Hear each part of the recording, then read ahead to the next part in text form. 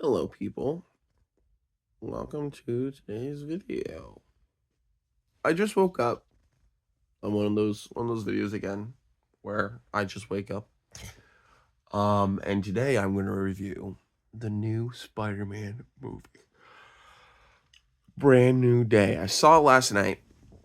All right, and I'm gonna do it without spoilers. I don't like spoiling things for people. Spoiling is not cool. I always hate it. I hate it when new people see stuff and they instantly start just uploading everything like just all of it. Just fucking send it. The fucking thumbnail of the video is spoiler. Like, everything's spoiler, and they go, "Oh no, spoilers! Warning right here, really small, but like here it is. Like, before you could realize the spoiler, here's the video." Like, I hate that. It's only a new Spider-Man movie, and overall, I'd say it is the best one out of all the ones Tom Holland has been in. All right, I was not a fan of No Way Home. No Way Home was garbage. I hated that movie. Despise it. Do not like it. I hated the story. I thought it was stupid. I did not like it, and that's my opinion. All right, I'm a big superhero fan, but I hated it. All right, I hate most Marvel projects, most of them, most of the MCU ones. Do not like them. They're horrible. Like, they're just bad, in my humble opinion. Um, but Brand New Day surprised me, and the reason why is because it was less of the dumb writing and more of, I don't know. It wasn't stupid. They kept it very simplistic within the story. They did a simple concept and they didn't go over the top with it. Like in, No Way Home was over the top with like the multiverse and like Doctor Strange magic and making people forget who he is. Like that, they went over the top with it. They went over the top crazy with it. This one was more like he counters a foe, and this foe is doing blah blah blah. So he's trying to handle the foe, the foe, with dealing with his own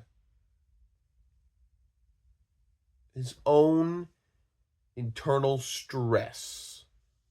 Because from the trailers, if you haven't seen the trailers, be warned, this is a trailer spoiler. You can see he's changing. Like, his eyes go black and he's like super strong and all that. So he's dealing with that type of stuff. And it plays a factor until how the story progresses, with how he deals with the foe and how he deals with himself and all that. And it was well done. How they did it was good, but it's also somewhat unnecessary.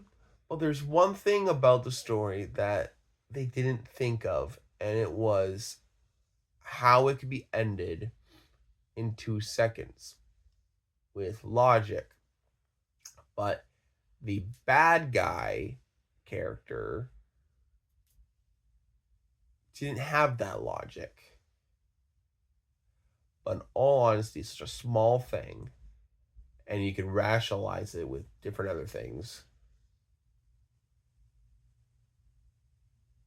I'm trying to do this best without spoilers. Overall, there's some things in it that could have been better, but not as many as No Way Home. No Way Home, I thought, had very dumb things in it. This one had less of that. Much less. But it did have moments where, because in the trailers, it shows the Punisher's in it. Fun fact, Punisher's in it. If you didn't see the trailers, he's in it. Woo! Same actor, same everything. I was watching the movie, and at one point in my mind, I was like, same character, by the way. And thought back to the recent short he was in where he was killing everybody. I was like, same character, by the way, same character. Like, they didn't ruin his character. He was still who he is, but they had him in a Spider-Man story. So he was going to be seen in the light of Spider-Man. This wasn't a Daredevil story. This wasn't a Punisher story. This was a Spider-Man story. How his character is in that story is going to be seen through the eyes of the protagonist, and the stuff he does will be more delightful, you know?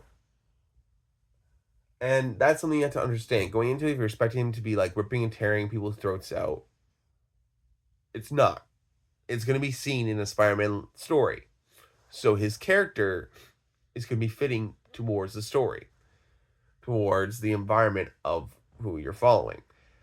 And overall, with that factor, they did a good job. They did a good job. I will admit.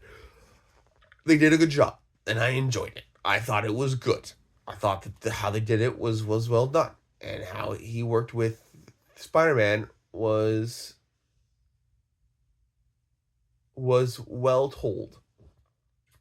And the same thing you could say for the Hulk that was in it. Again, will not spoil it. Will not. Because in the trailer, you only seen X amount. But the way they did Hulk, because in the trailer they show him being like, oh, he's back to Monster Hulk. And the way they got him back to that form was well done. And I will not spoil it, because that's dickish. But it was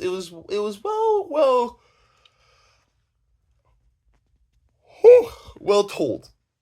And yeah. Overall, I give the movie, for, let's say it was a standalone superhero movie, I'll give it an 8 out of 10. 8.5.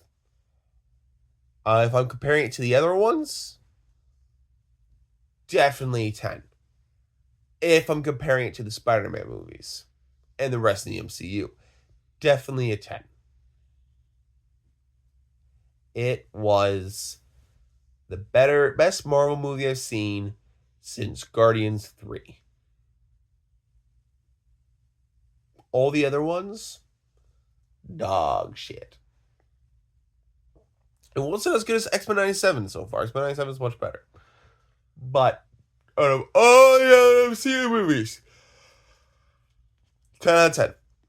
But against every single movie in the world, 8.5. 8.5. And that is my review of Spider-Man Brand New Day. Without spoilers. I did my best to not spoil it. Yeah. I don't like spoiling stuff for people, so I'm not doing that. But overall, well done story. It was fun, and I think they did a good job. Anyways. Bye-bye.